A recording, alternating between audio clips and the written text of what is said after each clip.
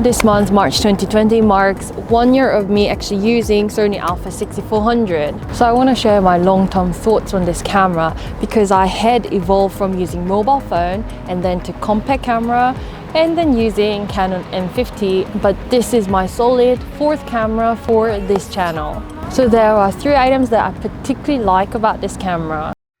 So, the first point that I really like about is the autofocus. It's really fast, so it will hardly actually lose focus of me.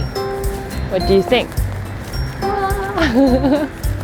And that's even without the face priority. And it's so important if you're shooting YouTube channel like me by yourself. You are dependable on the autofocus of your camera standing on the tripod while you're moving around. So for Sony camera, that's super. And the second thing I actually really like about this camera is the solid 4K resolution performance. That's actually the main reason why I changed from Canon M50 to Sony a6400, which was around double the price for me in Hong Kong. And I'm impressed with the resolution. I'll just crop into these flowers here and you can see that it is really good, which means you can actually easily mix the quality with your 4K resolution from your drone or other cameras. So this is my setup and you guys can see that it is a solidly built camera.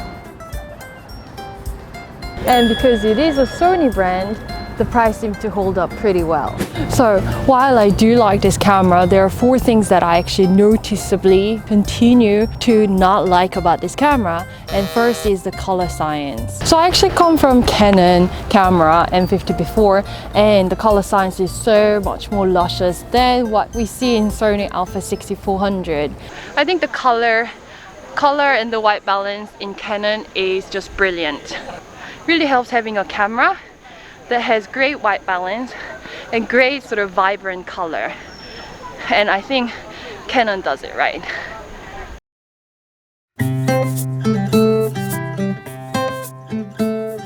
Oh, and second thing is, let me just move my camera away from the tripod and you can see it might be a little bit shaky. This lens has OSS, but I wouldn't really say it is vloggable handheld.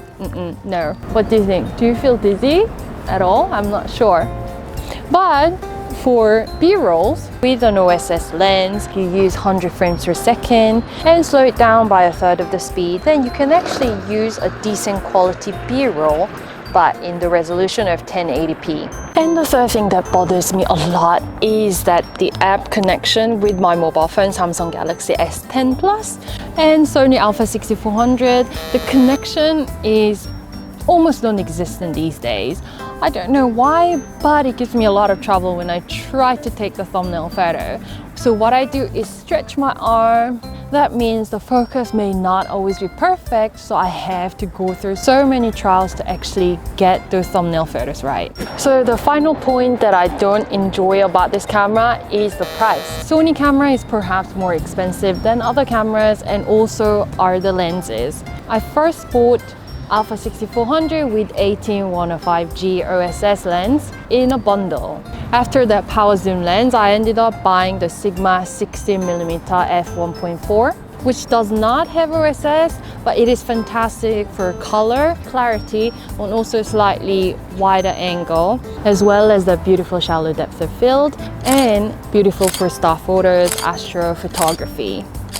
And then I also got 35mm OSS lens, which I hardly use because it's a portrait lens. I'm using the camera by myself. I'm not really going to take the portrait of myself. And for the expensive lens, it is for E-mount. So you can actually use it for your full frame camera if you want to upgrade. So if you're thinking about getting that one lens for the Alpha 6 something series, I would highly recommend a zoom lens, probably more 18103mm OSS lens rather than this one that I'm using, which also has power zoom. So it has a silent motor to zoom in and out of the frame, which you would need if you're professional. For me, not really. But of course, for that price, you do have a lot more functions, which I know I have not yet explored, such as picture profile, where you can set the sort of color for your setting. So I hope my sharing of experience was a little bit more helpful to you if you're still thinking about what camera to get for YouTube, because I think right now is probably one of the best times to start your YouTube channel properly. And if you guys want to share your experience with your camera, then please do so in the comments down below. And please don't forget to subscribe and like this video, and see you!